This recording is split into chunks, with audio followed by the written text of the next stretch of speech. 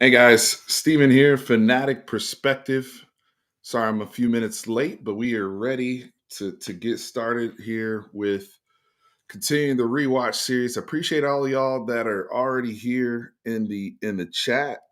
Let's get it. It's Friday. Happy Friday to everybody. Making sure my is off so I can not get distracted. What's up, Alan? Riley, Bevo's bodyguard, got Sooner Cowboys, got some Sooner people in here ready to rewatch this one. So I expect for some of the bigger games we'll have, the audience will pump up a little bit. Especially after this one. We have the Georgia game next, which I think we'll do on Sunday. Stay tuned for that one. But yeah, excited to go through this Texas um, versus Oklahoma one. Obviously, Oklahoma, real tough year last year in Brent Venables' third season. Now he's going to year four with the changes coming in.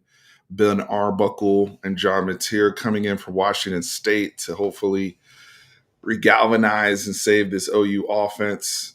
The standard that they've had at quarterback, especially offensively, in their Big 12 days throughout the 2010s and early 2020s. So trying to get back to that for OU, right? And so in this rewatch, we'll see a young Michael Hawkins Jr., who at the time had taken over for Jackson Arnold.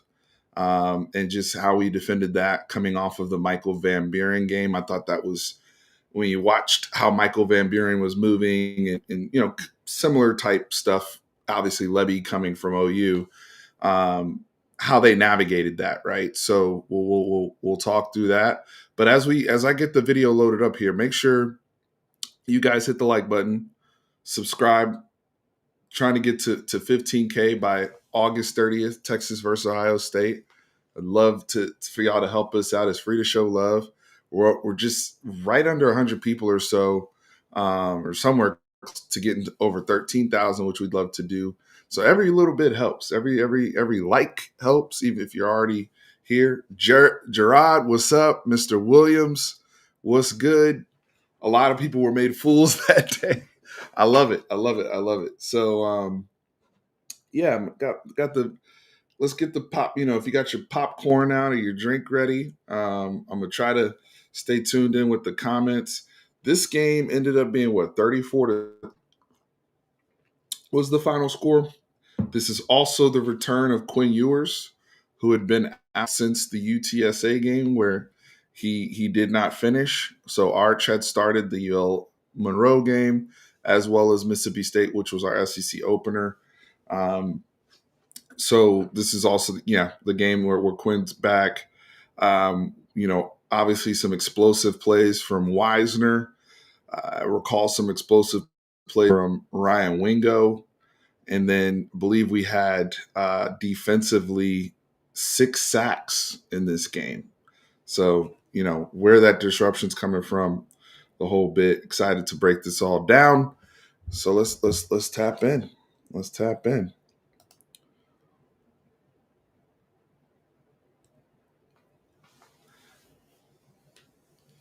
If you guys have never, if you're a fan, I don't care if you're a Texas fan or OU, if you've never been to the Cotton Bowl for this game, now they do it at 2:30. It used to be at 11 a.m. But regardless, if you've never been in that atmosphere and you're a fan of those teams, it is worth doing it at least once in your life,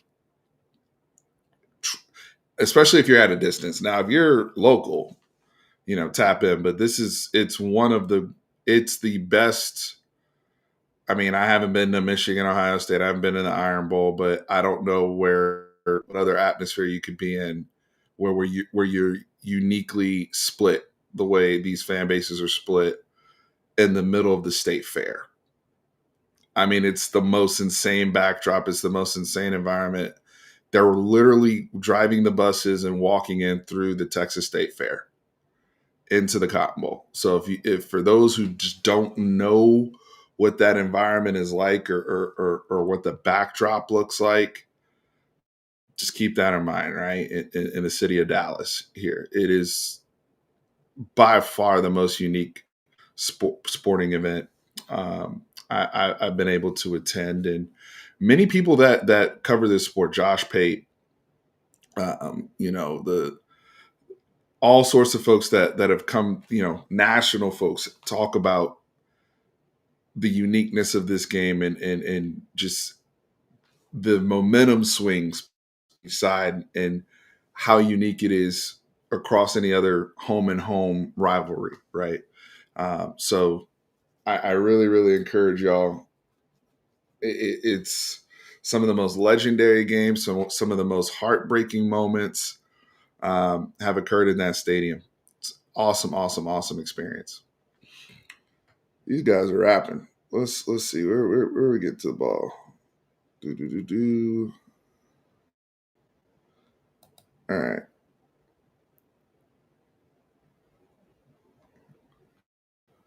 So I wanted to speed that up because it was about to be like a whole bunch of pregame stuff. So let's tap in. Quinn Ewers is back. I remember a lot of questions about should Arch play? What's Quinn's, what does his health situation look like? Obviously, they're showing a lot of Arch, right? Let's see. We come out here, 11 personnel, sack. Welcome back. First play sack. So that was a let's go back a little bit, and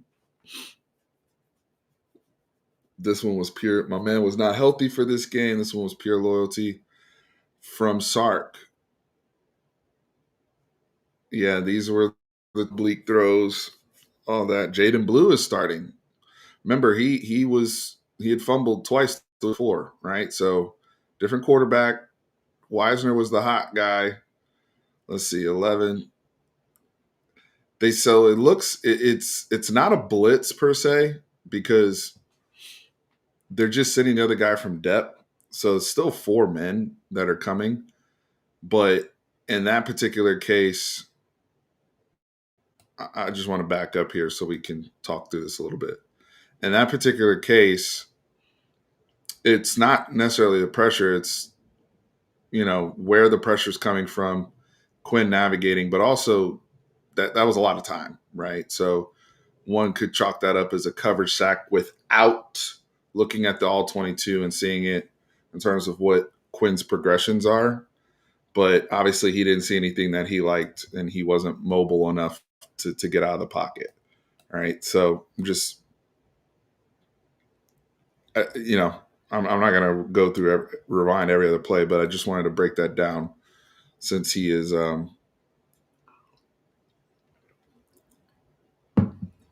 lot of questions about Quinn's pocket mobility, right, versus Arch, right? The especially the second half of the Mississippi State game, you look at Arch, he is when he's decisive and moving in the pocket, he's out of there, right? So, Quinn's, just not that type of athlete. He's not gonna stand up through all that. All right, we're pulling Helm. Who else pulled on that? DJ Campbell. So a little guard, tight end pull, trips to the right, Airmail, pick. So that guy's wide open. So this is from Quinn because intermediate Quinn is he's been good, right? This is rust. Let's see. Steps up. Let's look at his feet. He's wide open. Naked. He's naked, wide open. He's just as open as all of the dig routes we were completing in the Mississippi State game. So the following week, nothing really has changed. He's just he's naked, wide open. It's just poor footwork. He sails it. He's rusty. Hasn't played football. And not only have you not played football, but we're throwing you back in now for the second time in 3 years. Your first game is back into the Cotton Bowl in this environment, right? So you're already juiced up. I mean, that's a layup. This is supposed to be a layup. That's actually an explosive play miss, not just a turnover, right? Because if he puts that ball on Bond, how many yards is he getting after the catch with that type of space in front of him? There was no OU defender near him. All right, so these guys come out a little short to Brennan Thompson, former Texas Longhorn, current Mississippi State Bulldog. His birthday was yesterday, so happy birthday, Brennan Thompson. Remember, OU's receiver room at this point was completely depleted, so they were playing just randos. Michael Hawkins running for his life behind the line of scrimmage. Great pursuit by the defense because Taft missed right there, right? But look how many people on look how many long hats are rallying to the ball. Look how many guys are around the football. I mean, it's encouraging just to see, and I think what helped us was the again getting ready for Van Buren in the Mississippi State game and getting used to a running quarterback like that, especially a young guy that's going to be all over the place. See, Leifau missed and Broughton missed. There was 3 missed tackles on that, and we still end up with a tackle for loss on that play. 2nd and 10. Trying to mitigate the damage from the early pick. Play action, shot play. So does get JJ Hester does get behind him, but I mean decent press covers there by Manny. That's a miss from Hawkins. Now it's 3rd and 10. And right now you're thinking alert. If his first read is not there, he's gonna run, right? Like that's what we're thinking in our minds on 3rd and long, right? Because you're trying to pin your ears back, but they're gonna try to protect their quarterback. Yeah, you see what they do. So they're running him. They're not. They didn't even drop back pass. They went boot, and then old boy smokes the field goal. So the nerves are high on both teams. That's pretty much a turnover on down for them. So defense ends up not giving up anything off the interception. Let's see, Juan Davis out to the flats. We're probably in 12. I missed the formation there. Gunnar Hill motion into more of a condensed set. Now we get our second run in blue. That's a good run. Good movement up there. Picks up 5 yards on that. 3rd and makeable. Still only sending 4. Ugh. What happened there? That's another. Isaiah Bond looks like he's by himself yet again. So let's see. These, a lot of talk about this OU defense. That's a touchdown. I miss. That safety on the other side, on the far hash, on the other side was nowhere. That's a touchdown. This is supposed to be a touchdown. That other safety, there's no way he's making that play. See, this is stuff like this. And again, I'm great. I want to say this real quick. I will always be grateful for Quinn Ewers. He is always in good standing with me as a Texas Longhorn. All that he's accomplished so much more than a lot of other dudes. Okay. Let's keep in context of what we're talking about. We're talking film, we're talking ball. That being said, when we talk about just getting consistent quarterback play from Arch and what that uptick could be just with Arch's natural ability not to miss layups. These are layups to me. Works really hard, AJ Milwee, to dial up beaters. And because people want to talk about how great and dynamic some of these defensive guys are. BB hangs his hat up there with the best of the defensive minds, right? And everybody wants to talk about how spooky the OU defense is, right? And they try to do a lot of exotic stuff up front. You see how they're mixing and matching the 3 down and then where they're bringing that 4th guy from. All that being said, Sark is dialing beaters. These are straight beaters. He is hurt in this game, absolutely. But I think lesson learned.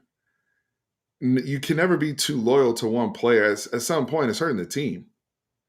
Like that. That like if he's so hurt early in the game to where he can't make that throw or the dig throw on the drive before. And I know he's also getting uh getting lathered up, getting into the game because he ends up having a decent game here. I mean, it's not. I meant probably overcooking this right now, but guys, Arch and them, if he's just these beaters are there, they're there. These aren't covered. This isn't because the safety made a great play. Look how far away that safety is on on on the opposite hash, right? Not the guy he's on this hash, on the opposite hash. There's no way in hell he's gonna make that play. Peyton Bowen, it's a track meet. If he hits him in stride, he's already behind him. The read is easy, and the beater's there. He's put that guy in a two-way conflict because the other safety looking at Matthew Golden. Back his turn. That throw that shit upfield. That's a touchdown. Especially if you're anticipating it. Is moment two's back's turn. That's a touchdown. Number 2 on OU. Moment his back turned to Matthew Golden. And Sark is frustrating. Is like Sark is waiting for those coverages and he's calling the right play. Right. So execution. It's frustrating. So OU's defense looked like they were aligned as if they were a run player quit. Yeah, Sark caught him. Right, David? That's exactly the look you want in that scenario if you're going to run that concept. That's literally what you want.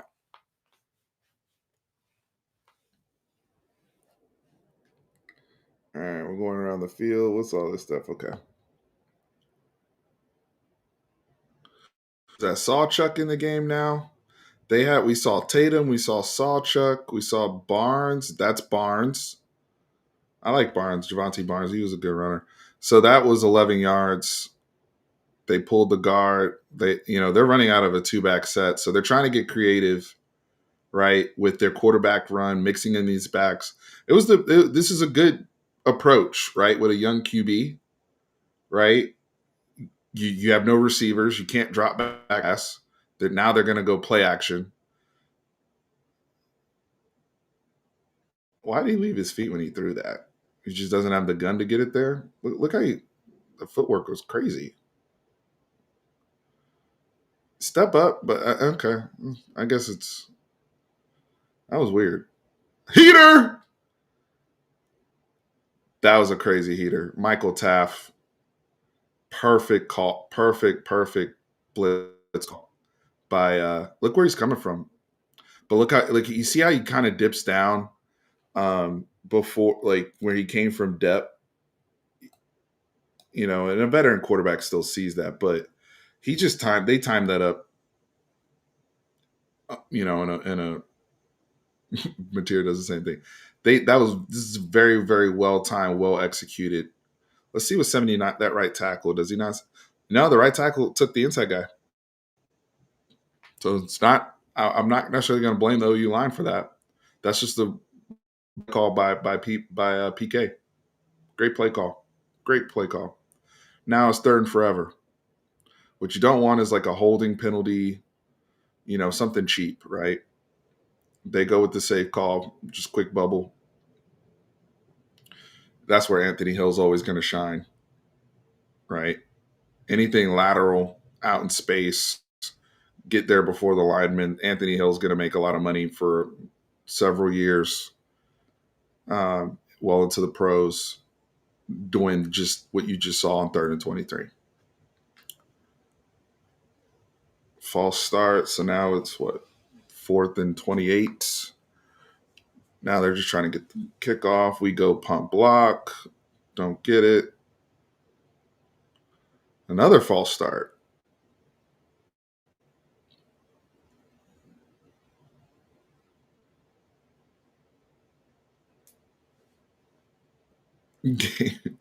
Game was going 100 miles. It was 4th and 33. Not a bad punt, all things considered. That's the net. All things considered, all that negative crap that just happened with OU, that whole sequence. That's not, So that was actually. Hey, let's look at that one. That was the first snap of the game. I forgot we've been tracking. So for those of you who have been a part of all the rewatches, we've been tracking what do we run on the first play of the game. And I didn't even mention it because our first play this game was a sack. But we didn't see, remember I told you we didn't see the all 22, right? So this is them actually on the replay showing us that. So I want to cue in on what were we trying to run, right? Because the last two games with Arch, we ran deep comebacks off play action. We hit on the one in the Mississippi State game early to Isaiah Bond, right, to get going. Those were the kind of rhythm throws. We opened up with a similar concept with Quinn. So this is the first play. Boom, he's right there. So Quinn just wasn't right from jump. Because even that deep over, that's open, right? That's why I said, is this a cover or did we miss something? This is why you got to have the all 22 is just way better, right? Because this is not on the offensive line. Right now, gone. Old boy's just back there getting used to the game. Just, there's just disastrous reps. Man. All right. But hey, mental tough, you got to bounce back. You can only focus on the next play. All right, outside wide zone. Stutzman's that he's just like Ant Hill. The elite linebackers are gonna, when you get them out in that type of space and you got to go block them in space, they're gonna try to get up underneath, which our guys do. He gets underneath Campbell and between Connor, plays over. It is what it is. Don't necessarily love that play call on first down, by the way. All right, Quinn takes the safety valve, dump off to Trey Wisner, who's in the game. Silas Bolden's in the game. So it saves us from third and forever. We're still backed up. It's 3rd and 8, so it's still 3rd and long, but it's not anything crazy. Again, 4-man rush. Quinn using his legs. Just can't get there, right? So let's see what we're looking at here. Maybe has underneath. Are those guys sitting? Oh, yeah, he's sitting down, but he's not. I understand why he's not pulling the trigger on that. And that right there is I'm not trying to pick on Quinn, man. I'm not. This is just film. But does Arch outrun these dudes for a first down? Yes. Arch rolling left, does he run? Does he get enough space and have the mechanical footwork to just rip it, even rolling left, to a guy wide, kind of, well, not even a guy just sitting there? Like right now, I think Arch probably takes a lateral step and he's able to hit Silas Bolden. I think he's able to hit that curl. I don't think Arch is even going to need to run for that. I think right now, this is a hard throw. It's not an easy throw. Especially look at Quinn's body right now. He's not ready to throw the ball. I know he's Silas Bolden. He is not ready to throw the ball right now. He can't throw this. Especially with a defensive lineman. He can smell his breath right now. But I hear what you're saying. I hear what you're saying, David, but the quarterback wasn't a great athlete. Okay? Just is what it is.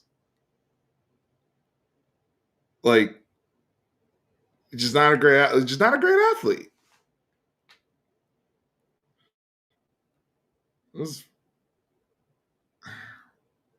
So that's where people say that, was Texas limited by him last year. Those are the plays they talk about, because the other guy is more than capable of doing that. What the hell is this? Colin Simmons. Does that count as a sack? What the hell is that? I let's give him credit for the sack, but that was, Y'all roasted me when I said that. Never again. See, what I've learned on this YouTube stuff is what I've learned, honestly, is trust your eyes and stand on business because I saw what I saw back then. I was a he was not he's not a bad athlete. He's just not where quarterbacks are athletically. He is below average compared to other guys, and that's the truth. That was a very nice play by Michael Hawkins Jr.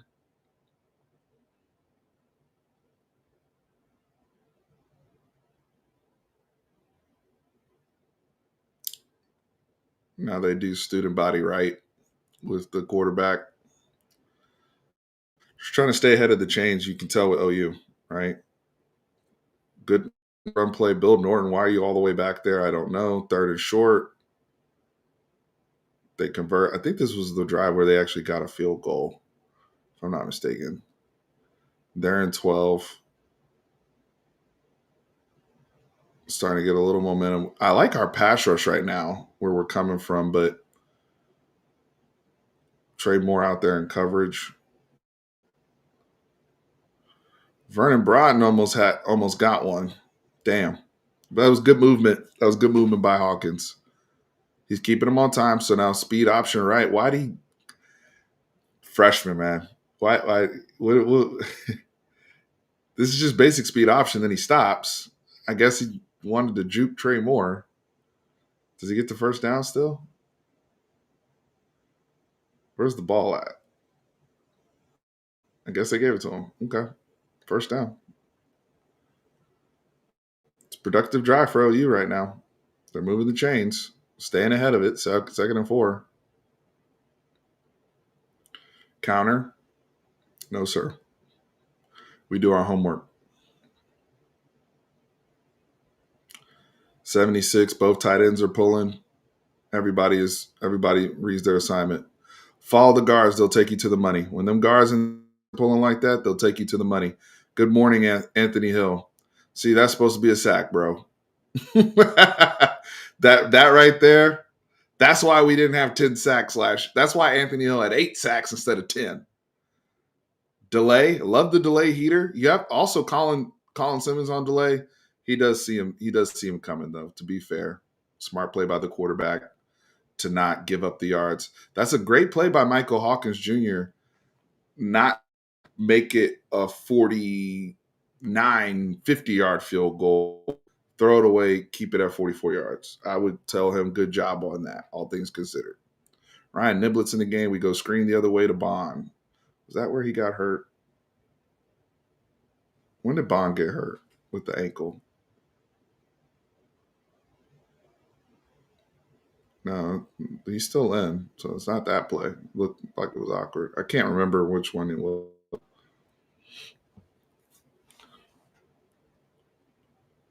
Play action into tight end screen, not there. They read it. Good job by OU recognition wise. Third and 5. They're running a game up front, but they still only have 4. DeAndre Moore with a catch. What was that? It's almost a 30-yard play. Penalties decline. It was holding downfield. So the chunk in there in the passing game from the opening drive. OU, don't let these OU people tell you that their defense was straight lockup, all this type of stuff, because they were gassing that defense up like it was God's gift to the world. As you guys can see on the film doesn't lie. From the opening snap, brothers were wide open downfield. From the opening snap, we need the quarterback to wake up. Now the quarterback's lathered up, down 3-0. Guys are still wide open. And they're in a drop 7.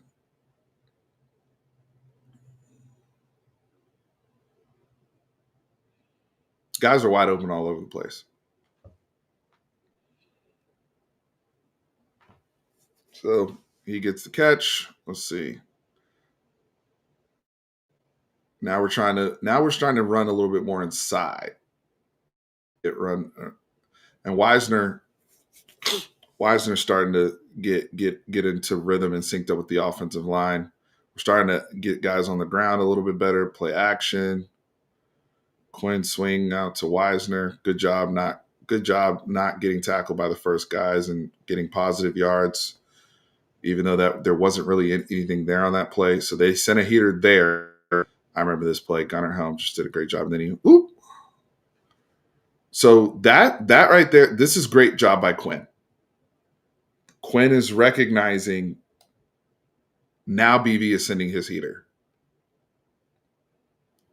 This is what you want to see from the older quarterbacks is do they know where to go with the football when that next heater is coming?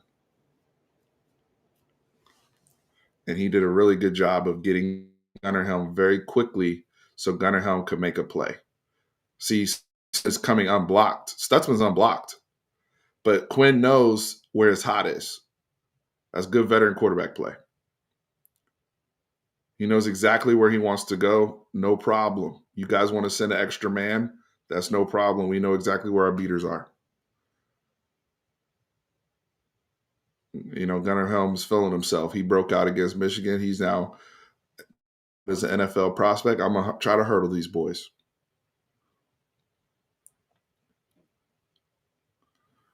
All right. They sent what's his face from depth there. McCulloch. We used to run this concept with Keelan Robinson. That one right there, with that swing route with the lead blocker. There's the throwback screen, but with the tight end touchdown. It's not necessarily the Sark screen because it wasn't with the running back, but I do like the creativity.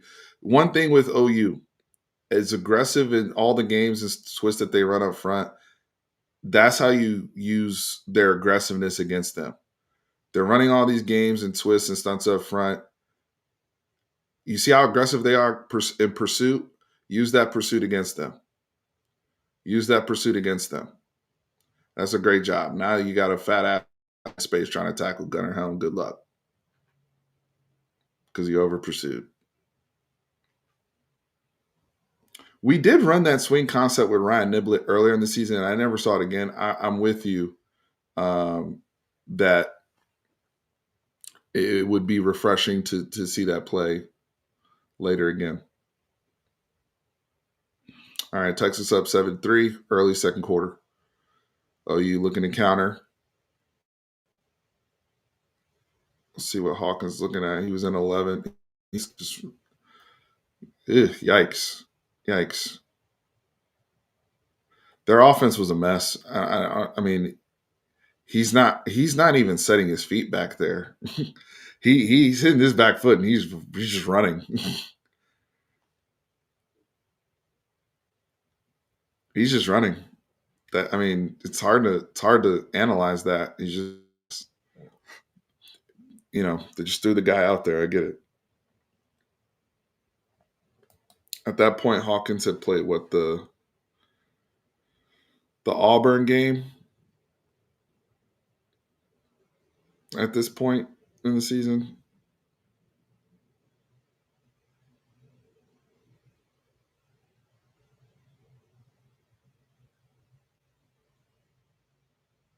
See, boot. I'm surprised they didn't run the ball more. Even now, like they're doing a lot of just getting him out on the perimeter. Now he's in an obvious passing down, running for his life. Hell no.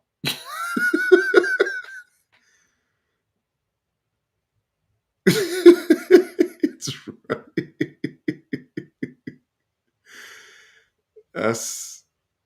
That's tough. So we get a hold on David Benda. Who or was this roughing the passer? What happened? Oh, roughing the passer. Damn, David, you didn't even need to hit him. I know that's. Uh, you know what? I don't really like this call because it looks different in slow motion. At full speed, I don't really see what he did wrong. Now that I'm looking at full speed, I don't. What did he do wrong? He didn't hit him in the head. I mean, I don't know. I don't agree with that call, actually. Just looking back at it. Especially on a third down stop.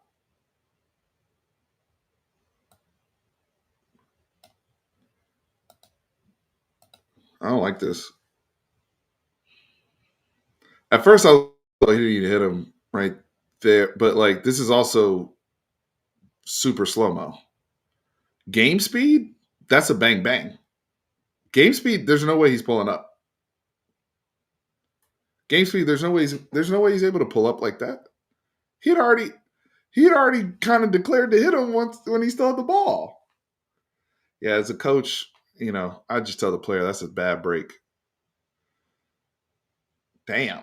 Jalen Gilbo, baby. Good job. Good job. Jalen Gilbo, he's been real physical tackling. He tackled very well in the Mississippi State game. Space. More boot. You notice how nothing's based out of the pocket. They're cutting, and a lot of these boots, especially young player, young quarterback, that's not their starter coming into the season. We don't know how many reps he's had. You're cutting when you do boot. You're cutting the field in half. You really give him one read, check down, and the rest is just use your legs. They're cutting the field. And every time they're running him this way or running him that way, the offensive coordinator is making it as simple as he can. So he's very, very limited because they're not letting him just drop back at all, even off of play action. We've seen it like twice. This one is actually a straight drop back. And look, this is why.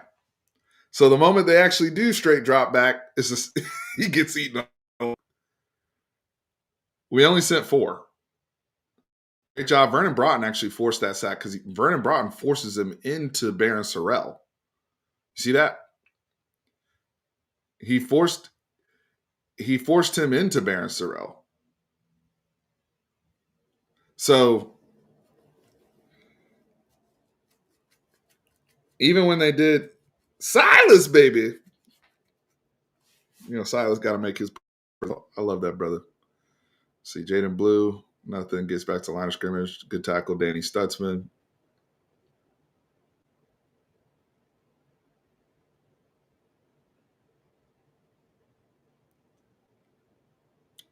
So Quinn starting to get obviously really, really rough start for Quinn, but now he is into the flow of the game. That's why I like the hurt thing. People talking about, well, he's hurt, blah blah blah.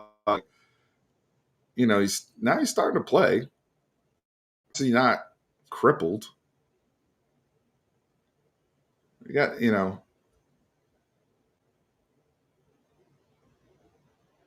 3rd and 7. You see they bluffed, and 3 gives up the edge. Is that a flag? No. Okay.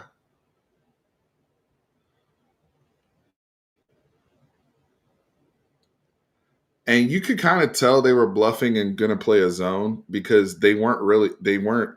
This is just to help you guys in terms of what Quinn's looking at.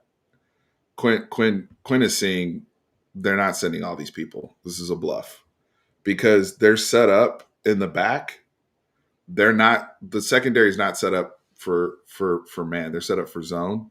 And if you're sending all those type of people, you're not going to run a zone, but run man coverage behind it. They're set up for zone, so they're bailing. That's at least how I read it.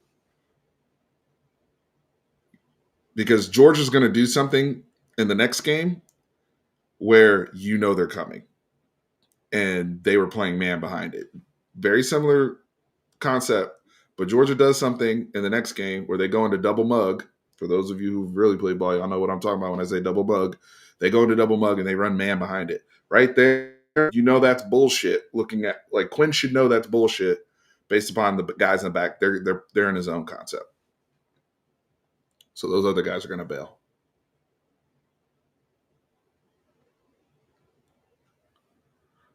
I think every punt, Coach Banks should have focused on punt blocking to take advantage of Bowles' ability to return. That was a good punt by Kern. Yeah, it was. I say it was an adventure, David, on those punt returns, man. Um,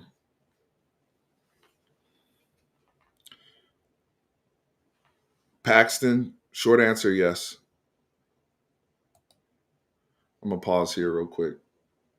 I haven't even had the comments up on my side, but short answer is just yes, and I'm gonna expound on that. This game, unless you have a Tom Brady like processing level and understanding of the game, the way that the game has evolved, it's at least necessary, not even to be a productive runner down the field, but a runner enough and mobility enough to be able to play from outside the pocket, especially if you don't have crazy processing speed and understanding every single front, understanding every single they're throwing at you, on top of trusting your offensive line. To me, that's, I mean, even the guys we're recruiting now, they're just better athletes. Arch is obviously a very, very good athlete, great athlete. KJ Lacey's a great athlete. Dia Bell's athletic. He can. These guys, these are people that can move. They're not. They may not be necessarily dual threat runners, blah blah blah. Like, but I'm not saying you have to be a Lamar Jackson, but you got to be able to move. Joe Burrow can move. Patrick Mahomes can move. Look at every, Josh Allen, right? If you're not able to move in the year of our Lord 2025, it is going to be very, very difficult. I think you can still play quarterback at a very high level from the pocket, no doubt about it. No doubt about it. You can win from the pocket, but you need a quarterback. You need to have that ability, right, to threaten the defense. They at least need to know I'm gonna step off and get 5 yards if you don't respect me. I'm at least gonna get something if you don't respect me. Your defensive ends are gonna be in trouble if I catch them in space. I need that type of athlete at quarterback. That's just me personally.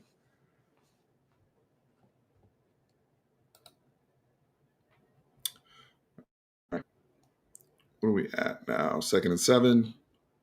He goes with a keeper. First down. He might have been able to hand that off on that read. These are just zone reads. That one right there, we had it either way. He hands off to Leif. If he doesn't hand that off, Trey Moore's smashing him.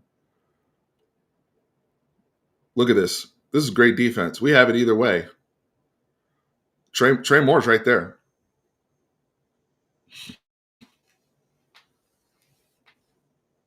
So you're poisoned. That's a dead play. We're not sending. I mean, we're not even sending heaters anymore. I mean, that's a delay. Derek Williams, good tackle. 3rd and 2. No, sir. Anthony Hill. Jalen Gilbo. Right there. Right. That's exactly. I agree. That is exactly what built Ben Armbuckle's there. Good catch by Silas. Gilbo's made some good tackles in space. I know a lot of people can be critical of him. He's been tackling well in space. Sam even had some. Sam was a dual threat quarterback. Sam was damn, like, he was a power guy, but he was a dual threat. Sam was a dual threat coming out of high school. I mean, shoot, if you watch him, he's running for 800 yards. Play action. They're only sending 3. It's a very good tackle in space. So they dropped 8.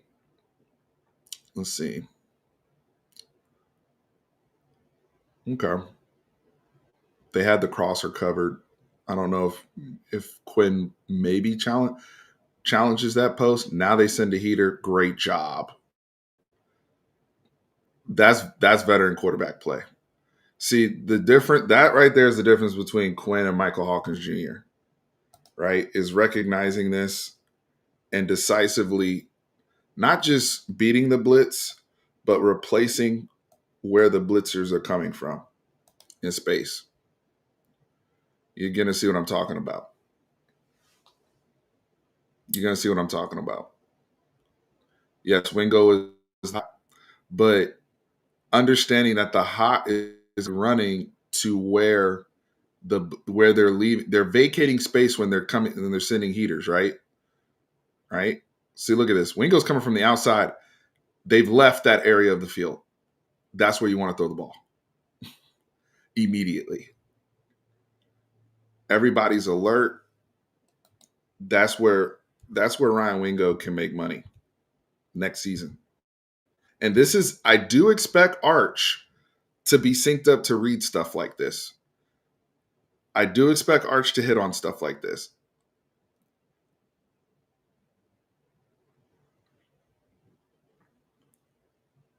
Like OU blitzing like that gives up. That's what I'm saying. Use the defense's aggressiveness against them.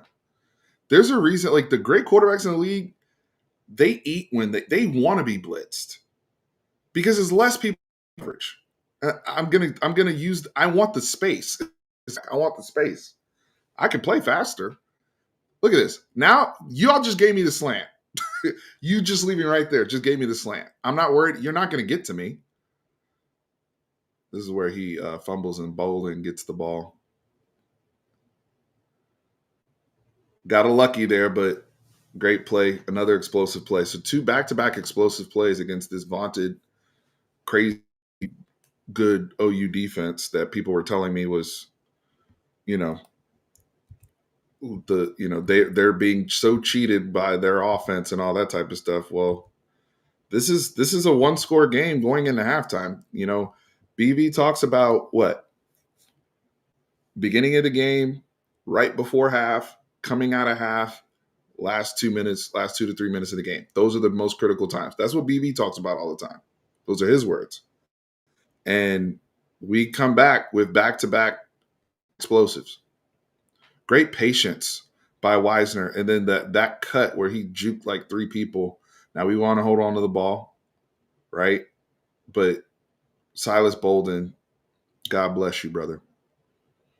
Just the energy. Infectious. Great hustle.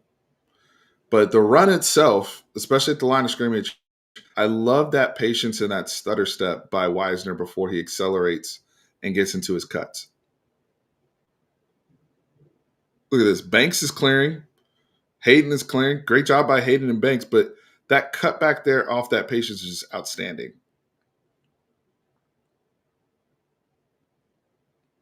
I don't disagree with you, Cordy. That's how bad Mac's anxiety was, and it fed over the team. The difference between Mac and Sark is weak to slow starts and things feel a little tough. But Sark and them, the staff, they know how to calm the kids down, even on the road. Like the things don't turn into an avalanche. Things don't turn into an avalanche.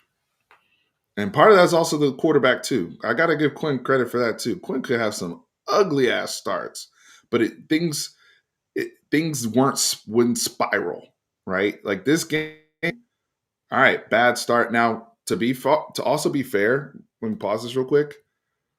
They're not being challenged by this guy, by this quarterback offensively, defensively. Where things get really muggy is if, let's say, they're playing like this and Cade Klubnik's on the other end. That's where I really give them credit in the playoffs, right? Because they would be scoring. They would be putting more pressure on that offense. The thing is, Quinn can play crappy, but being challenged by Michael Hawkins, all these, look how many times OU's had the ball. They only have 3 points, and it's almost the end of the half. Like your defense has just wiped all that away. So I understand, where you're coming from, but it's also like there wasn't enough threat against the defense, and then eventually the offense is going to get into rhythm just over time. Yeah, I'm not going to get on Danny Stutzman for not getting that ball. I mean, Silas Bolden, that's just a weird play. He gets upfield. Let's see. Nah, come on. Come on. That guy's way faster than him. Anybody that's saying that, I'm not. I'm not buying. I don't agree. Agree with that. Who's that? Sawchuck back there for the kickoff. So it's 14-3. Sloppy play.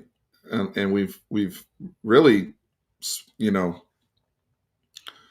this game probably could be 28-0. I mean, we had a one play touchdown that we just missed.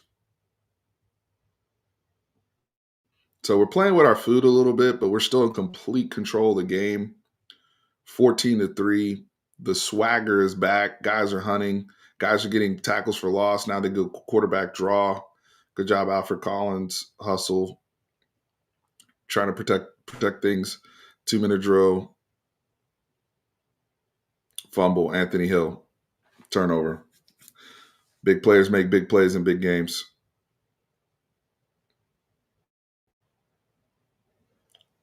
That's fantastic job by Anthony Hill. And that's what you want. When a guy is stumbling like that in the middle of the field and starts losing the balance, great job just ripping. Big players make big plays in big games.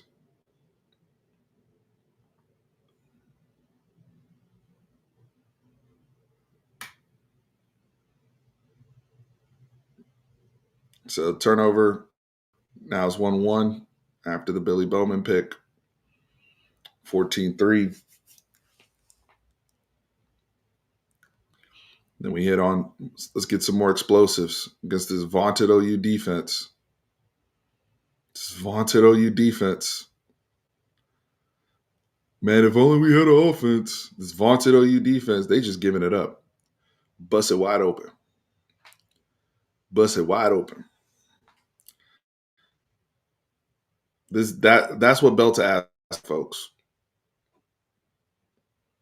They were competing in this game. I know it's sudden change, but great defenses hold stand on business. We turned the ball over too, and our defense held up and actually didn't give up any points. I don't want to hear excuses. This is not in the fourth quarter when people are gassed. This is the second quarter, and dude is running through them. Respectfully, I don't want to hear excuse because this OU defense was so overrated last year, in my opinion. And people were trying to cope and do all this stuff. So overrated. This is the proof was on the film. You see the money we've left on the table just from not even making throws. Now we're getting them in the run game.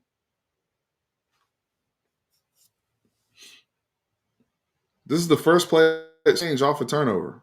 We're not running anything crazy. This is a play. We're on our base stuff.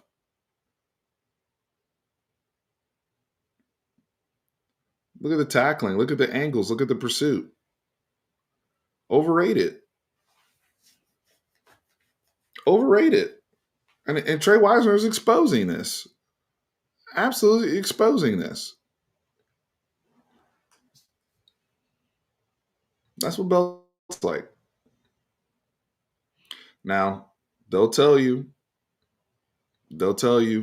um, hey, we're going to be better this year defensively, even with Billy Bowman gone and Danny Stutzman gone. We're going to be better. We'll see. I think they're really, really good at causing havoc, especially with inexperienced quarterbacks, people that don't understand how to deal with pressure consistently and the looks. Because BB's really good at that. He's always been good at that. But this, like, when they start cracking, their defensive line is going to be much better. I do agree. Their defensive line is going to be really, really good this year. Their defensive line was good last year. I don't like my problem isn't with what they do up front. I like what they do up front, but they get too aggressive, and the secondary can't cover like that, which is why they're reluctant to play man.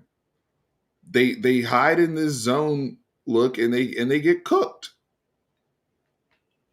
It's it's not even talking trash. That's the film. But you're not going to play a team every week that can exploit that, right? Well, I was talking about misses. See, this is the difference that right there because he actually had somebody open. He had somebody open right there. Y'all saw that?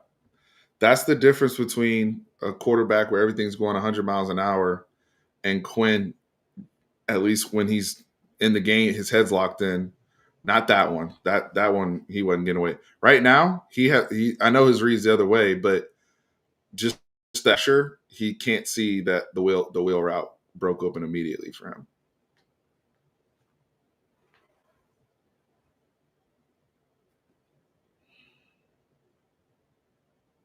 A little delayed counter draw,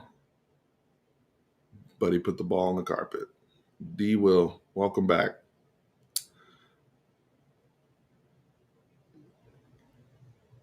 I love Derek Williams. He got a like games he played in before he got injured. He caused a turnover. Like he got a turnover in the Michigan game. It's the second big game of the year. He's caused a turnover. I hope he's healthy. I know we've talked so much about Cedric Baxter and his recovery and all that, and I don't know where, at some point, maybe it's going to be probably the same thing with Derek Williams. Just as the season goes on, it'll be healthier or a better case. But I yep, Bond was never the same again after this game.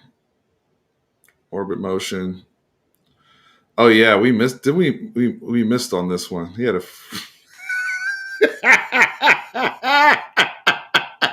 That was Golden's worst play of the year.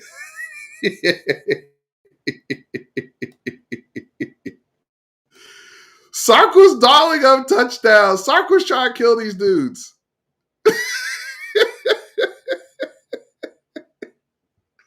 Sark was trying to kill these dudes. These are touchdowns. You've been talking shit all week in practice. I could throw that thing, right? I got an arm though. He was. Why did he do a fadeaway? Did he fade away? Brother, set your feet and launch that thing.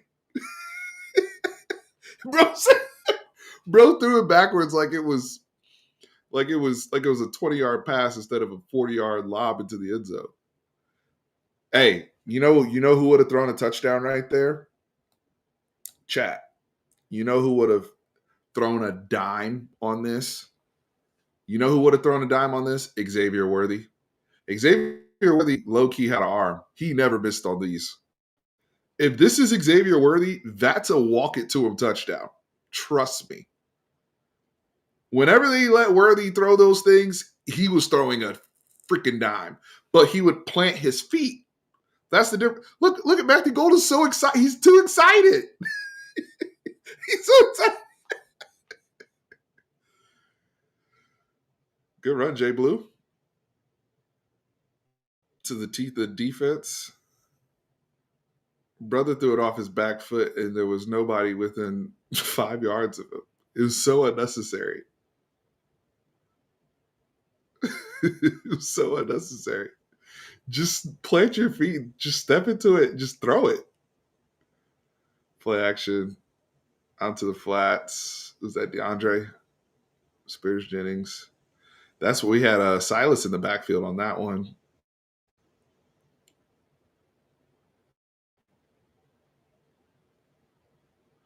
Damn, we out here running toss sweep on 4th and 1.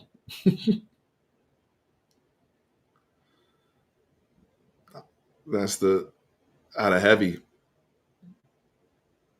I knew we weren't going to do a QB sneak the way Quinn was lined up. Look at the way we did when we did QB sneak in the Mississippi State game. Oh, Jesus. Moment of silence for Burt Auburn. Good luck at Miami, bro. I wish you the best. I really do. But come on, bro. But before we get to this awful ass kick, when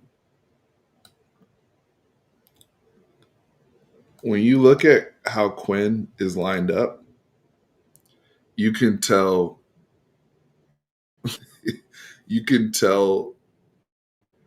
there's no chance for QB sneak here. I know I went back a few plays, my bad, but Burt was that was crazy by Burt. That was crazy. Yeah, right here.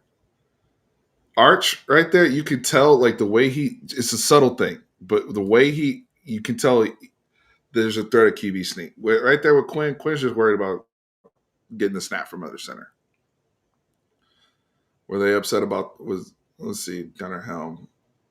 No, that's not a hold. He didn't grab the guy. Yeah, just smoking kicks, man. Just smoking 40 mid 40s kicks. It's not even close. It's not even close. They tried to sell it to,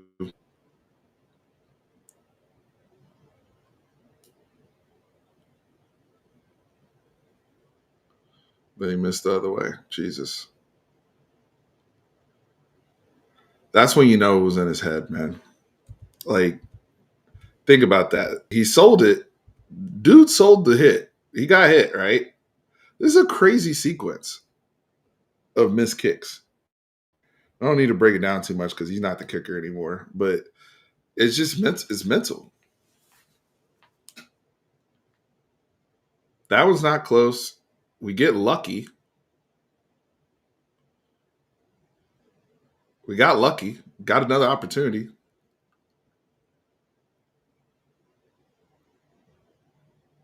And then he overcorrects. See, he overcorrect goes the other way. Overcorrects.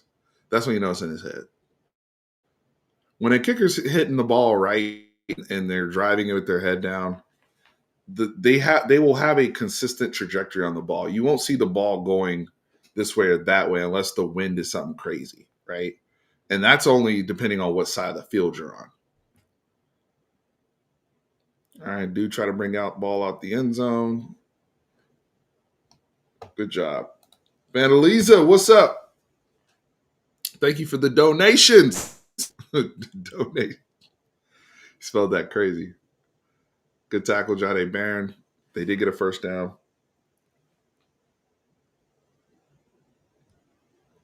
Donations. All right, handoff. Who's that? Tatum? Oh, no, Barnes. That's Barnes.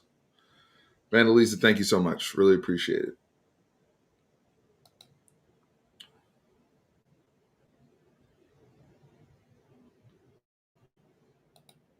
He overcorrects.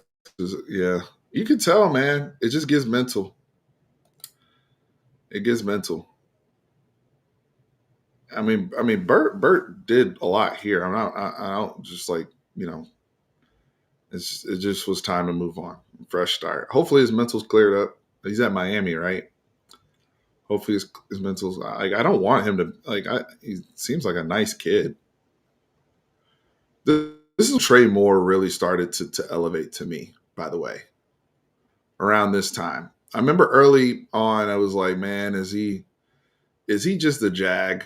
Started having those conversations about Trey Moore, right? Because we've had some people come in here, the Ovia Gofus and whatnot, and they look like but that's when this is around this time where he really started coming aboard. Now we're in hunt mode.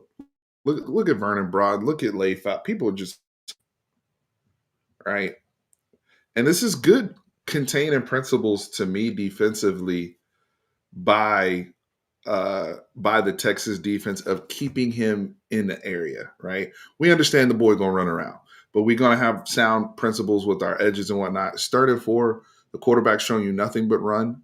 Look how disciplined they are. They don't overrun the quarterback. You see how they leveled off? Broughton leveled off. Look at Sorrell on the other side. They do not overrun the quarterback. They're aggressive, but they're leveling off. And now we can pursue.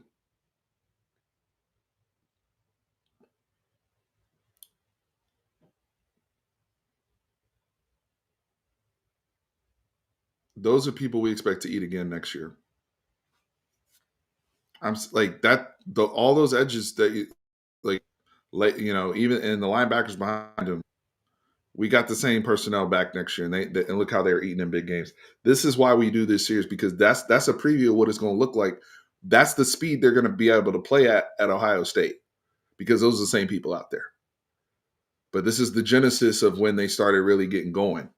Got like Trey Moore and guys like that. You know what I mean, Paxton, this year. You know what I mean.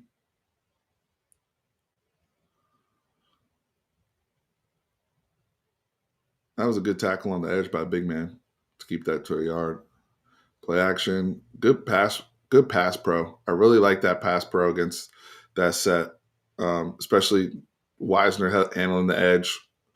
Quinn sets his feet, makes a good accurate throw. Guys wide open. Look at that. We got it all blocked up. Spears Jennings is nowhere near helm. Nowhere near gunner helm.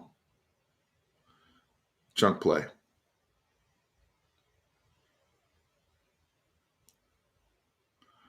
Slicing them up. See how we're using Juan Davis kind of like a H back. Mixing and matching personnel. Quinn's feeling a little bit better. He runs. Slide is still hurt. Snark said I should have had Seth and Chris for the rewatch. That would have. There's no way they would. Their availability was slim to none. Would have been slim to none for this. We will have them on though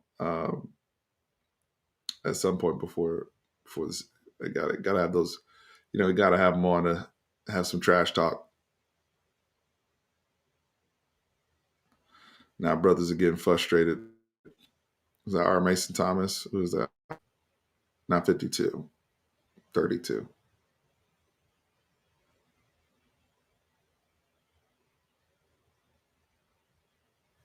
I was reading the comments. I wasn't even paying attention to what happened.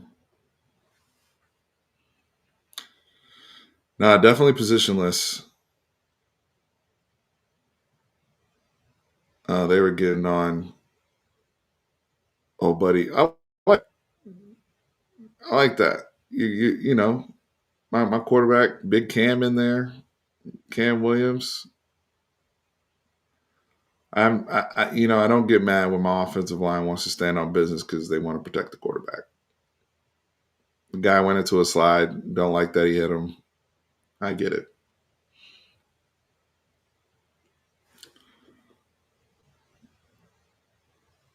End around. This was the other explosive go. I got to see Wingo move. I feel like he wasn't moving like this at the end of the season, or am I tripping? I don't know. It just felt like he just had a little bit more juice. Like this is the juice that he seemed to have in the Michigan game.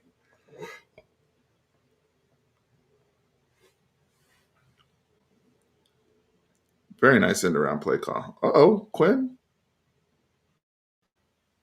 Shit throw, but great elusiveness. He's not a bad athlete. He can, but that's a prerequisite, right? Like even that play right there, at minimum, your quarterbacks have to be able to do that in today's game. At minimum.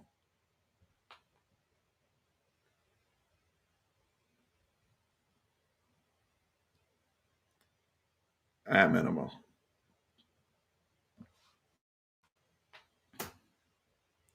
Like, this is you and Ethan Downs and just y'all two and like you got to be able to make a guy miss. All right, good cut up field by Jaden Blue. You can tell he's really focusing on ball security right now.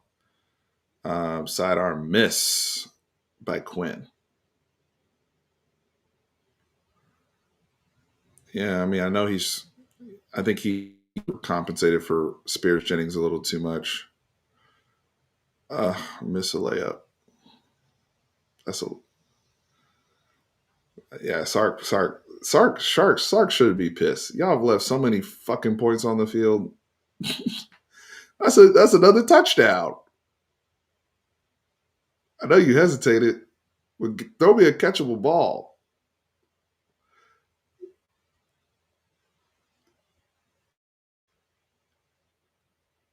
I don't know. I also think that they were there was something pre-snap with I don't know, it just seemed like they weren't ready to go. But that's a turnover on down in the red area. This is why, yeesh, before we get to that, Ethan Burke just killed a man. Um Before we get to that, let's go back to that, right? Because right here, we got to this is where we can be critical, right? This is why we didn't win the national championship. I know that might sound hyperbolic to some of y'all, but we finished 111th in the red zone offense. The first question, the first question that Steve Sarkisian got when he was on the dais at media day, and he finished his comment was about the red zone. And Steve Sarkisian bluntly said, "We got eliminated. Our season ended the last 2 years when we had the ball inside the 10-yard line 2 years in a row and could not score a touchdown to advance. 2 years in a row, we have the ball. We are unable to score a touchdown, whether it's to tie the game in the case of Ohio State or why, in that situation. So stuff like this is why he should be pissed off, right? Because this you're playing dominant and everything, but like all of a sudden we start having stuff like this when it gets tighter, right? I need you to make this throw. Like there's not as much room down here. So Spears Jennings is going to be in the way, right? 4th and 2. We're just habits. These are habits. And those same habits, that's how they played in the red zone when money was on the table. And that's the frustrating part. As good as this team was, this offense wasn't bad. This offense moved the ball. This offense at times was we create explosive plays with the best of them. But when we get inside the red zone, for the lapses in the execution, this is the stuff that got you beat when it mattered the most. Those habits don't go away. You are who you are. All right. We send Gilbo, he gets blocked, but Ethan Burke gets off his guy and he blasted. Oh boy, my goodness. Just keep working, keep working, keep working. Good coverage too. It's a coverage sack. They have extra blockers in. That's how you know it's really good. They kept the other guy in, the running backs in. It's only like 3 or 4 people in the route. But that was a violent hit by Ethan Burke. Great job, Colin Simmons. Great job, Lole. Lole started playing better at this point in the year too. I didn't like the way they played earlier in the season. They played a lot better.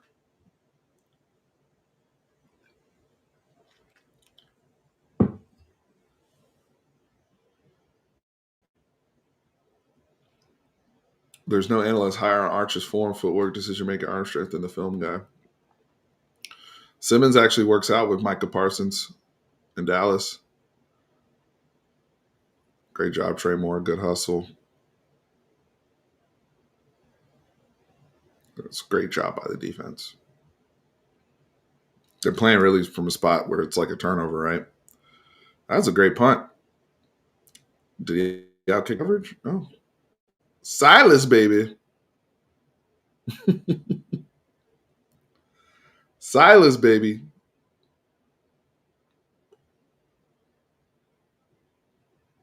Salute to the troops.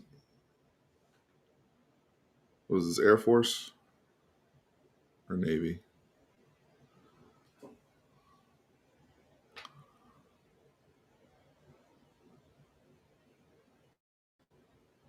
What's going on in there? Why are we getting plugged at this point? We were doing such a good job with our push. Good catch.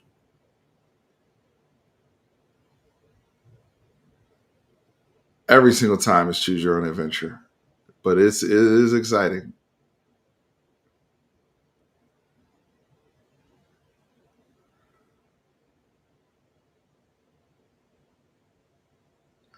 See, you remember he won a mile he, Coach Stark said the Navy was scouting the boys in mid-October. Stop it. This is remember saying is that not the same dig, guys? Or am I tripping? Is that not the same dig that Quinn threw the pick? Not the same play, not the same play, but the route. He's just in a better now.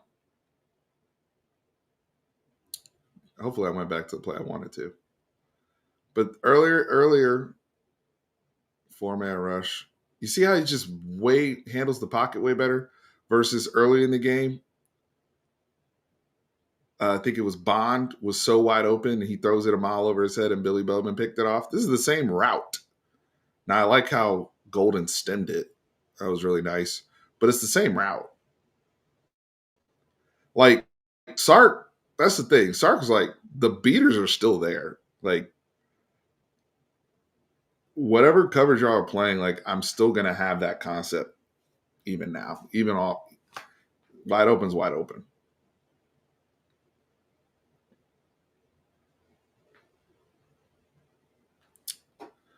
Yeah, they're still doing a good job up front. I would say OU in battling and causing some stalemates at the line of scrimmage. We have generated a lot of chunk runs and we have hit on explosives, but they're doing a good job, I would say, right there. Getting towards the end of the third quarter.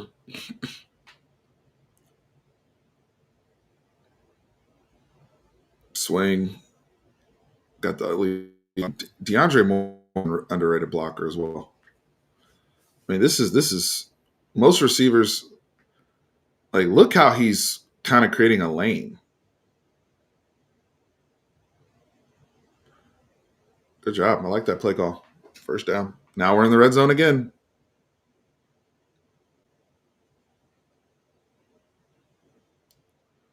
Negative plays. So one of the biggest tenets that Brent Venables um, loves to do, right? That was Terry on that. That was a nice play by Terry. But big principles of them, right, is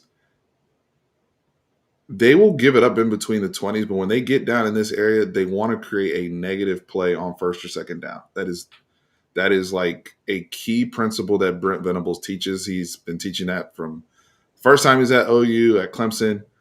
I want to create like something like that, right? He wants to create 22, something negative in that area, right? Because that's really how mitigate points. And to his point, that's what he was able to do. That's what they were able to do on this drive, and that's one of the reasons why they beat us the year before. Was he did a really good job of creating those negative plays. Remember, we moved the ball up and down the year before, no problem. The challenge was all of our touchdowns we were scoring from outside the red zone. When we got in there, they were creating a negative play on first or second down, and then we were way behind the sticks. Why that guy brought it out, I don't know. Now they just caused themselves horrible field position. I guess they're just trying to. It's almost like trying to take a shot. You're down 24-3. You're like, all right, I guess that was actually a pretty good throw by Michael Hawk there. Play action. Now they're trying to go a little bit more tempo. They're down. Remember what we were saying last week against Mississippi State, right? If once the score starts becoming a certain way, and you can feel the game slip, expect shots, expect tempo, things like that.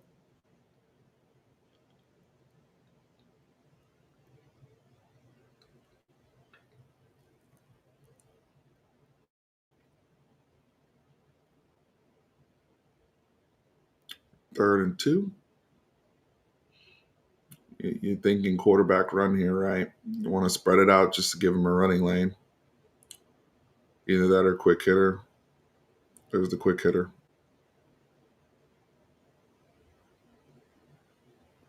Play action. He's sticking on one. Look at his helmet. Just look at the quarterback looking at one.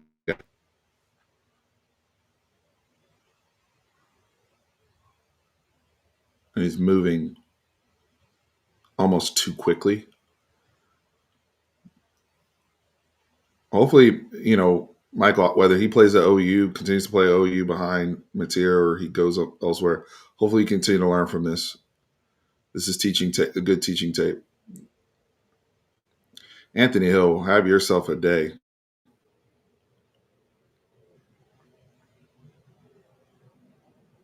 Have yourself a day. I say it every week. This is why you still want to leverage him. You want him. Somebody talked about hybrid football players, positionless football players in the chat. That's what that Anthony Hill's included in that. Anthony Hill can line and should wind up anywhere. Anywhere. He's an edge right now. And remember how much edge Anthony Hill played his freshman year. You want to have all these looks in. Right now, your edges are Colin Simmons and Anthony Hill. Pick a side. You ain't blocking both of them. I guarantee you don't have the facilities for that. OU. You ain't blocking both of these boys.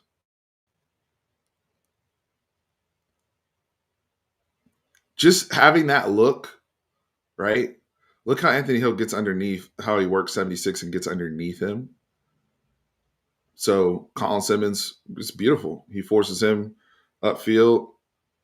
Now it's second and forever. They're going screen. Great hustle, Vernon Broughton, who got himself in excellent shape last year. That's a hold on freaking Ethan Burke. Nice. They didn't call it. Look at 76. That's a holding. Anthony Hill's playing just this might be this is one of the best games he's played so far. He's flying out there. Game speed. Oh, look at Silas, baby. Oh man, I wanted him to house that. Silas, baby. Why couldn't we get one more year with Silas? We saw Demo with the block. I know he had to cut it out. I wish he could cut it back. Oh, Silas, baby. I am a Silas Bolden fan for life. I really am. That brother, that brother was a football player, man. Good job, Cam, on the right side. That's when Cam Williams was still healthy too. Pass interference. Yeah, McCulloch wasn't. Deshaun McCulloch. He was that big 6'5" guy they got from Indiana. He was never great in coverage. You see how uncomfortable he gets? He's crabby. He's never comfortable in coverage. He was a guy that he has to be coming forward. He's not. Stuff like that. Just all right. Got Cole Hudson there on the counter. Got somebody else there. 23 is just grabbing feet. Okay. 12 personnel.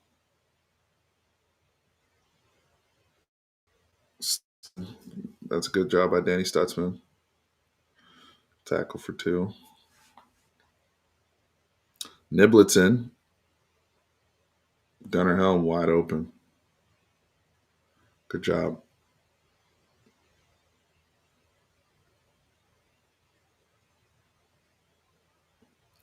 Yeah, we get down here. It's still just we just get awkward down here. I don't know what it is. Ugh. Jake Majors just bounced back from that like it was nothing.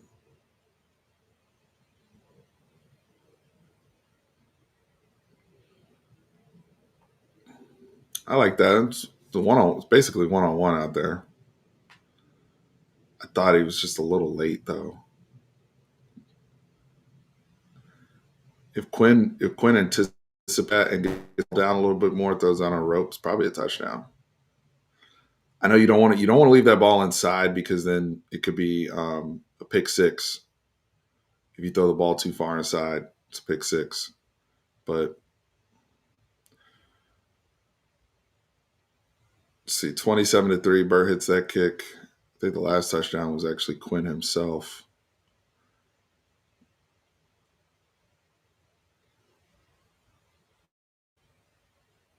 Do you think Ethan Burke should have just redshirted David? Did he actually redshirt his freshman year, or did he? I don't think he redshirted his freshman. I think he played. But do you think he should have redshirted? Assuming that he didn't, I can't remember right now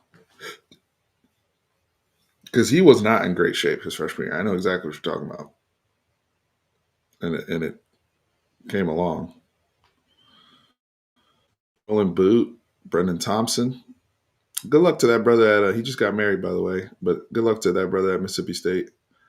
Javante, no sir, no sir. Was that Alfred Collins and Morris Blackwell? Justice Finkley in the game. Good luck to him at Kansas next year. Now we getting everybody in.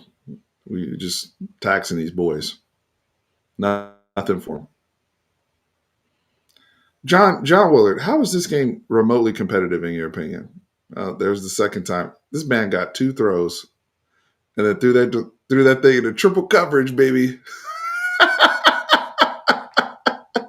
Into triple coverage. Spears thought he had a pick. My man said, I'm leaving with something from around the way. I said, you give me two throws, I'm leaving with something.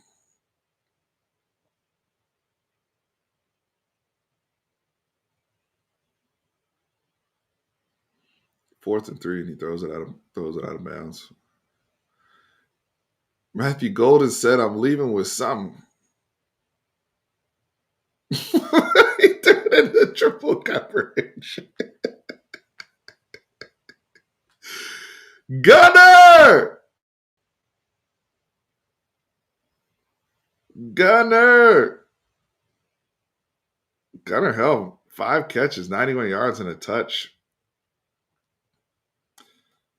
He threw it into triple coverage, doesn't care. Now, that will be a question with Mateer. If he can be balanced and play within the structure of the offense from the pocket, then OU's going to be very deadly. If he struggles with consistency, which he's shown a propensity to do on film at times, then it'll be interesting, especially when they play the better teams. So right there, read option.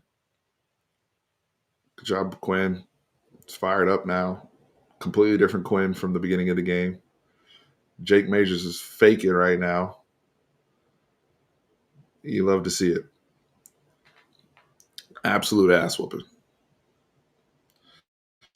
Those respect to the OU fans that actually stayed, because I saw.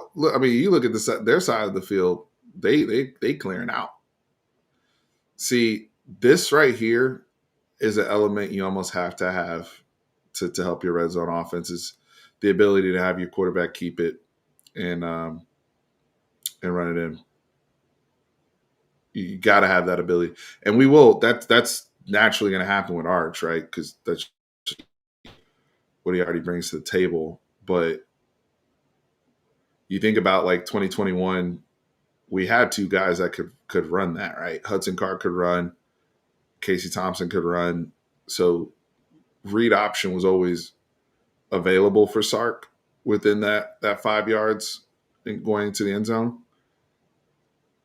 And then you had Bijan back there too. So just having all those different guys and the ability is key. That was a good run stop. Bill Norton out there getting out in space. 3-yard gain. Bill Norton. That was a good tackle by Ty Anthony Smith. Unfortunately, we lost Derek Williams in this game. He got hurt on kickoff or missed that one. Kobe Black. How many people think Kobe Black's going to end on the outside? What do you give me y'all tell me in the chat what are the what's I feel like that's a battle to watch in camp. If Jalen Gilbo is really moving to the outside and it's him and Manny and they're gonna walk Jelani McDonald down to the star allegedly, like, or do you think that Gilbo could stay inside of a Kobe Black or somebody or Cade Phillips or somebody on the outside? What do y'all think? I think Kobe Black can play. I'm really curious about how the corner stuff shakes out because the corners, whoever's out there, be ready to see some work in terms of potentially making some big plays when you consider the pass rush we're about to play with.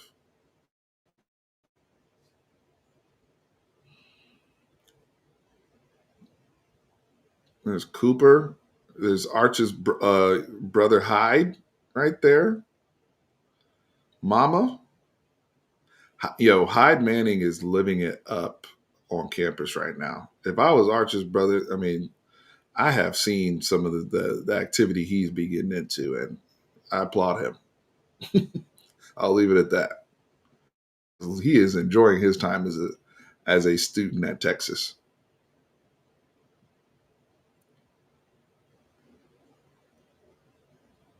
That's a hold on the running back with Justice Finkley, but David Bendis said, "I do not care." Black versus Gilbo is going to be the battle. Hold on, let me see that comment again. I see heavy rotation, especially later in the year. Kobe size is definitely. Do you prefer Kobe, JB? Do you prefer him to the boundary or to the field? Because I think Kobe can play both. But another hold. Cordy said, just don't become Jackson Mahomes. I don't think Hyde's going to become Jackson Mahomes. Oh, agreed, Ashley. With zero back there and Lay Foul, Ty Anthony Smith, I mean, the options they got, the lateral speed, Trey Moore. Trey Moore's, going to be in the mix to be a spy. Brad Spence coming over from Arkansas. They've got ample personnel. Trey Moore almost had a sack right there. Derek Williams is still here. This is actually the game he got hurt. He's coming back from injury. Dang it. I'm going to rewind it real quick. I'm not rewind it because this is a long video, but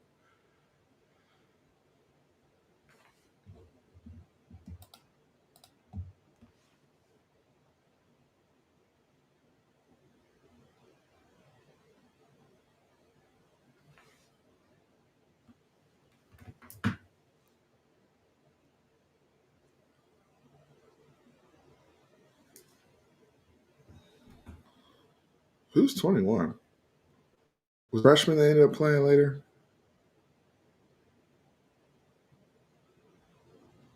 I I don't know how I feel yet on on Gilbo moving outside. That's my only thing.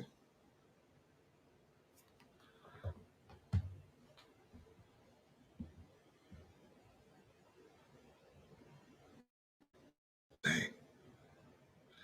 Yeah, I know I'm not your team, man, but I appreciate this comment, brother. Thank you. I'm just a fan, bro, and I love ball, and I try to give credit where it's due, even if it's OU. I want to whoop y'all's ass, and we did in this game, but I do appreciate it. And we gotta try to beat y'all this year too, because we haven't beaten y'all back to back in a minute. Threw it away on the game. Let me go back real quick. We can watch that last sequence again. Not that far back. My bad, y'all. I know I didn't get. I I'm not mad at Gilbo for the Georgia thing because it was just everything was happening so quickly on the interception thing. Like in terms of like my long term relationship with him, like it's frustrating that play. Yeah, this is the guy out there, but I just again feel, especially playing to the field, that's a different animal. It's a different animal. Damn, Ty Anthony Smith hit that guy hard. What's his size? Look, his if Ty Anthony Smith gets there with his body, watch out. I'm talking about next. If he gets there with his body next season, watch out. Yeah, Manny had a rough in last season, but he did save us in the Arizona State game on one. I know everybody talks about the reverse, or not the reverse, the end around touchdown that was faced through on him. But later in the game, I think it was overtime, he saved the touchdown. Manny did. But here's the thing: Jalen Gilbo has not played outside and played against the guys that Manny has. He's been inside. So those Clemson receivers, for example, that were popping off, TJ Moore, Wesco, Antonio Williams. I mean, Jalen Gilbo, how would he have done against them? I know Gavin Holmes competed. I kind of fall where David. I don't want to ever say somebody can't do something. I'm not trying to be a naysayer, but it's just what I see from the skill set. Now we're trying to preserve no touchdowns, no endos, no cheap stuff. Damn, caused the fumble, threw it away. Last play of the game. Justice think it was offsides, but who cares? Throws it away. Let a naysayer know, baby.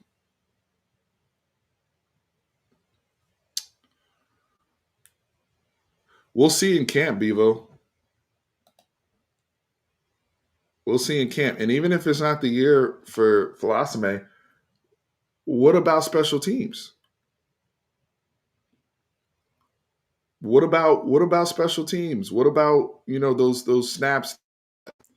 Could he even cycle in and come down and spin down to where we're using Mo Blackwell at times a little bit, right?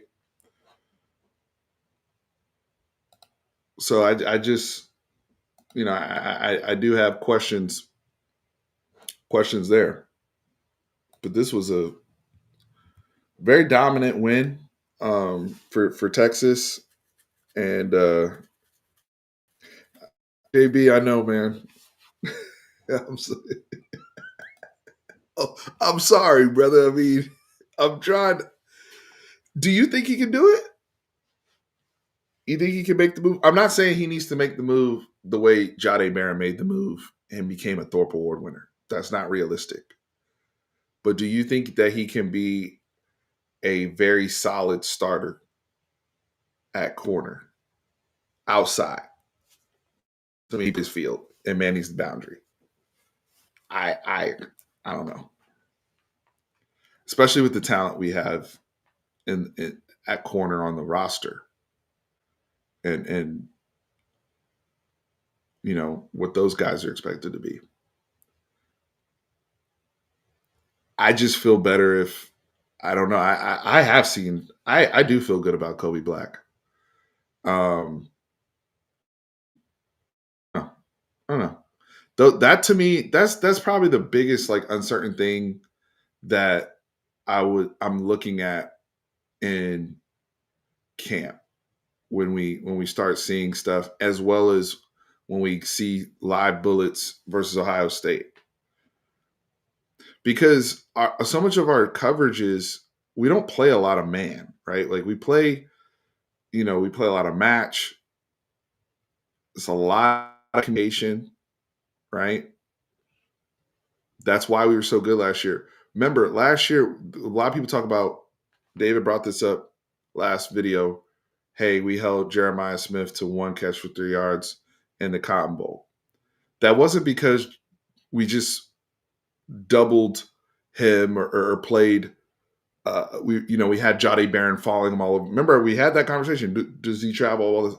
No, we had good we did a bracket concept against him.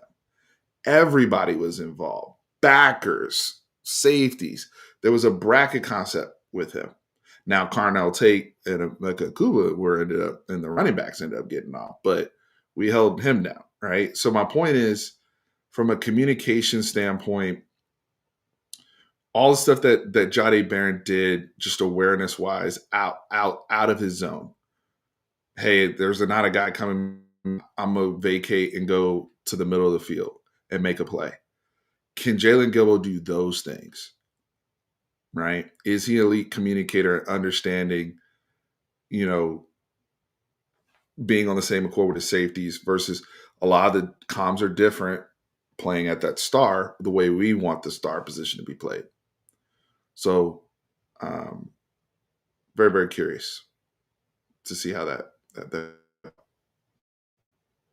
is. We don't, honestly, guys, if the pass rush is going to get popping in the front defense, we don't need superstar. It'd be nice, but we don't need superstars at corner. We need guys we can trust. What are your thoughts on OU structure now with Steve, Nagy? Nagy just got there, and I know he's changed a lot. He's introduced that eval system, which they need to do. I think it's out of necessity because they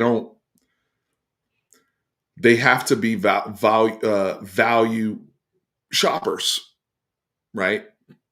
They can't shop at Saks Fifth Avenue like some other schools. Okay, so he's tasked to go to Marshalls, to go to Kohl's.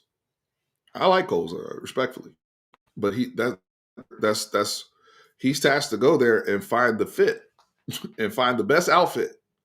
Whereas we have, uh, um, you know, we have an account at Saks. We have an account over here. We have an account over there. We can go, like, we're leveraging everything to build our outfit. That's the way I look at it. I mean, Nagy's very, very well respected. Love what he's done. I don't have. They're always, nobody's going to talk trash about any player that they get to come to their school or sign. My thing is this. Now you're thinking about Matt Nagy, not Jim Nagy. That's a different Nagy. That's a different Nagy. The Nagy we're talking about is the OU Jim Nagy at OU. But my thing back to the OU structure and everything is, look at the players that Texas is recruiting and the players that we've been recruiting, I would say from 2025 on. Outside of Jake Cruel right now, Jake Cruel, that's a Texas versus OU thing.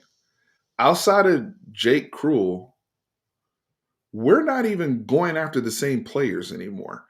And that would concern me if I'm an OU fan, because we're at the top trying to break through. So we have one of the strongest, best rosters in college football. And we're right now, who are we getting in recruiting battles with? Georgia, Ohio State, LSU. Samari Matthews was us versus Clemson, playoff teams in the mix. Right now, it used to be, think about 2010s, beginning of this decade, we were constantly battling like OU. Every player's list was Texas, OU, blah blah blah. Texas, OU, blah blah blah. We're not even getting in recruiting battles with them anymore. They're over here getting people, and I'm not trying to be disrespectful, but like, they're getting over. It's them versus Louisiana Tech for the guy, or them versus another like lesser school. Like, when you look at the guy's offers. So now, if he's able to just be that guy and their development can come through, but in order to have the time to do all that, this is Brent Venables' fourth season. This is his fourth season. They've got to hit with the Mateer thing, and it has to be on for him to have enough time to develop all these people, or else things are going to get turned over again. Nagy won't get turned over. He just got there, but the rest of that crew is going to get turned over.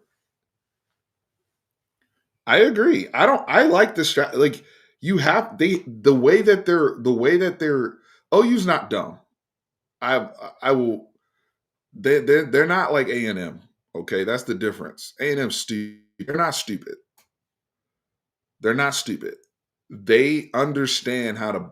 Now they're trying to navigate how to build in this new landscape with the limitations that they have, which is why some schools like this and whatnot are pushing for hard caps and things like that, so they can kind of rein it in. But they're not stupid. You don't do what they've done in this the 21st century, even though they haven't won like that since 2000. Like they're not stupid. So it's a smart strategy for what they have. We have a similar structure on how we assign value, by the way, as well. We just have more range to do that. But that's why the Felix, like we're not going to go pay you, Felix, because we do have a value structure here. We're not, there's certain times where we're going to, be strategic where we get more aggressive with a particular player in terms of value.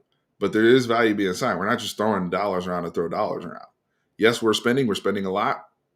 Got to make, takes money to make money, but there is strategy involved.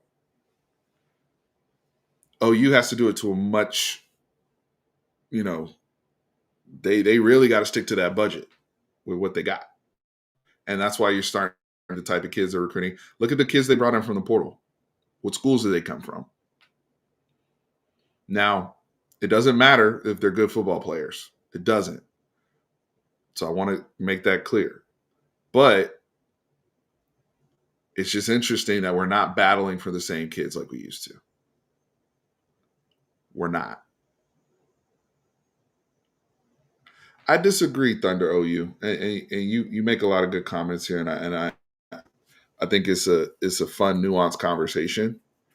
But I think it is. I think recruiting high school kids is still very important. I still think is a reason why that dictates how you use the portal at the end of the day. Like from our standpoint, we were able to evaluate our offensive line. Now we'll see how it works out if the coaching staff was right. We were able to say, you know what, we got all these linemen that are homegrown, that are staying, that are developing, that we've recruited over the years, that we don't have a need to just jump in the portal and rebuild the whole room because we've done our work on the front end in prep recruiting. When I say prep recruiting, I'm talking about high school. So, yeah, we have to continue to recruit them in the portal, but from not going to the portal because you don't want another school just to pick off a kid you developed. But I mean, I still think it's critical. I still want those. If you're building the right culture and everything, like let me ask y'all this: in the Sark era, right? Who's the best player that's transferred that entered the portal from Texas in the Sark era? I'll wait. Who's like Keaton Crawford got drafted, right? Went to Nevada. Is it Savion Red? In the Sark era. Don't start throwing out Tom Herman guys, okay? Like Xavion Alford and people like that. I'm talking about in the Sark era. We're the best. All right. Somebody said Malik Murphy. He's on his third school now, right? Malik had a good year at Duke, but they wasn't good enough for them. They went and got Darian Mensah and preferred him. So he's on his third school. Now I'm rooting for Malik at Oregon State no matter what. But my point is the people that are entering from Texas, when they do, these people are not starters. these people are like Jaquindon Jackson was Tom Herman era. Savion Red.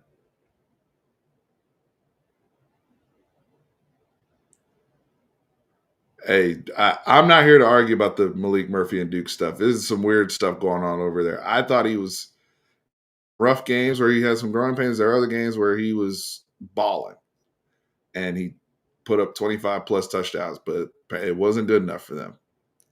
Jamon Tapp, didn't he go to Nevada with Jeff Choate, if I'm not mistaken? Tapp, or did Tapp go somewhere else? Jonte Cook, okay. Is Jonte Cook the best? We don't know yet. So Jonte TBD on Jonte Cook. The other one that I'm upset. One kid that two kids that I was mad at the time that they transferred out. One of them I'm chill on now because of what we did. Taps at ASU. My bad. Okay, he went to Arizona State. Is that confirmed?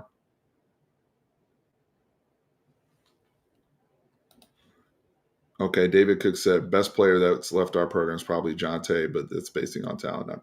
Okay, I can't go O'Mary because he's just O'Mary's not the same football player that he was. Maybe Isaiah Nair. Isaiah Nair was good at Nebraska, but he didn't get drafted. Would have been Nair. So this we're not losing people to the portal that are like we're trying for 1,000-yard running back like other schools are, right? We're not losing Caleb Williams, future Heisman Trophy winner, to the portal. Now I'm just teasing because obviously that was a coaching thing behind that with the coaching change. I get it. I'm joking, but Terrence Brooks, okay,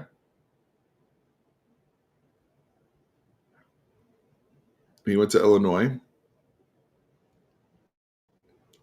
Yeah, I would probably say Keaton Crawford just because of what he ended up doing. Um, I would say Jalen Catalon. By the way, he's been balling. He stepped it up. Nobody said Catalon. He was in the Sark era. I thought that brother's shoulder was cooked. Apparently, he might be like he might got the RoboCop joint, but he went right back to business. So I'd probably say Catalan or Crawford. Um, but we're not losing people that were big contributors, right? None of them were. So anyway, the two guys that I'm upset about, and then I'll end this, was Sadir Mitchell, because I really saw him coming along. Sadir Mitchell. I thought offer to me was, did he transfer during the Tom Herman era or during around the coaching change? I feel like he left a while ago. But Catalan was balling last year at UNLV. I'm still sticking with Catalan and Crawford. Jaquindon was Tom Herman era when he went to Utah. Went to Utah and then went to Arkansas. He transferred him. Oh, I'm talking about strictly Sark era, not Tom Herman era. So from 2021, 2022 on. But anyway, Sadir Mitchell, I was disappointed. Now, I don't feel as bad present day because of what we ended up doing with the defensive line and all that. Like, if I had to lose Sadir, but I get a Murad Watson, all right, we good. So, you know, I feel much better there. But LSU, and obviously Bo Davis, the relationship, they took a kid that we developed in house, that we developed into a player, right? So by the end of the season, Sadir was a player. The other one was Darian Gillette, who transferred to Mississippi State. And the reason why I say that is I had Darian Gillette right there with Anthony Hill when he came to school. Unfortunately, he had the torn knee. and he was behind the eight ball from the moment he got here. And I know whenever you start hearing about people switching positions, he had gotten some reps at running back when we were short, and it took him a long time to get back healthy. But Darren Gillette, I think he will always I think the best football is still ahead of him if he can get healthy. I think he can be a hell of a line. I really, really do. And I know for a fact, I don't have all the inside information. I'm not the paid people, but I do know from people that are in the know and on the team that they wanted Gillette to stay. That was not somebody that they were, pushing towards the portal. But the fact that we're talking about people like Darren Gillette and Sadir Mitchell proves my point about how strong this roster is.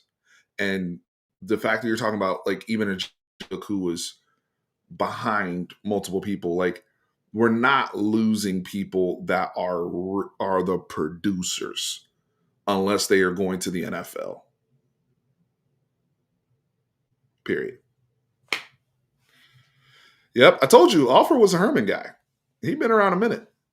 We about to get these COVID guys out of here, man. Anyway, I appreciate you guys. I'm gonna be back on Sunday. Let's watch the game. That's going to be a rough watch, especially the first half. But it's going to be an educational watch. We're going to learn a lot from this Georgia game. We're going to learn a lot. Good, bad, ugly, and indifferent. So that will be Sunday service, because we're going to start sprinting through this and get through this rewatch series, and get ready for the season. But we'll do Georgia on Sunday. Appreciate you guys. Like button. Help a brother out. It's free to show love. Hit the subscribe. This was fun. It's so much fun rewatching this with you guys. And like I said, we're just here to share notes. We all do this, right? Everybody does this. I've always heard it before the season starts. Oh, I'm gonna do my rewatch, blah blah blah. Steve, I rewatch this game. Now we get to do it together, right? That's either way. I was going to do this, so I told my wife that earlier. I was like, babe, either way, I'm going to rewatch the game. Might as well rewatch it with y'all. Share our notes together and just do it as a big family, right? So I'm really grateful for it. I'm having a lot of fun with this. It is really helping us get sharp going into the season. Just like rewatching, if you know your favorite show is about to come back, you're rewatching the season before, a couple weeks before your show comes back, so you're fresh when you jump back into it. So, yep, I appreciate y'all. Remember, horns, up, hook 'em.